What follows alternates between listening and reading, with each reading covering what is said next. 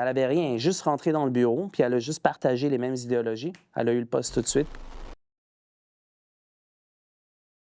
J'imagine que oui, mais en fait, en signant l'accord de l'égalité des sexes, la case numéro 5, ils sont obligés parce que sinon, ils réussissent pas à atteindre le fameux agenda politique. Mais c'est pas juste ça, en fait, il faut se poser la question. Pour eux, dans la case numéro 5, égalité des sexes, c'est que c'est tout le monde. Tu sais, par exemple, un homme qui se sent femme, ça rentre là-dedans aussi, tu comprends? C'est tout le monde, en fait. C'est vraiment... Mais oui, il y en a qui essaient de mettre justement, tu sais, en haute position des femmes ou quoi que ce soit, par exemple. Mais ça, je trouve ça bizarre parce que le truc, c'est que je vais essayer de reprendre une compagnie qui s'appelle Electronic Arts, qui est une autre grosse compagnie dans le monde des jeux vidéo. Un truc qui m'a marqué à fond, c'est qu'ils ont mis une directrice à un moment donné qui est devenue leader là, des jeux chez Electronic Arts et tout, et était pro-féministe, pro-DEI, pro-tout. Tu sais, elle voulait, c'était ça son objectif, je veux mettre tout le monde le plus possible, LGBT, minorité, on va tout mettre ça, on s'en fout de ce que les gens pensent. Et à un moment donné, tu as une femme qui est arrivée dans son bureau, qui a partagé les mêmes idées qu'elle. Elle a dit « Moi aussi, je suis avec toi. On est deux, on a nos idéologies, on est ensemble. Tu peux me créer un poste juste pour moi, s'il te plaît? Moi, je m'occupe de ça, de l'insérer dans les jeux vidéo. » Elle a fait « Ouais, vas-y.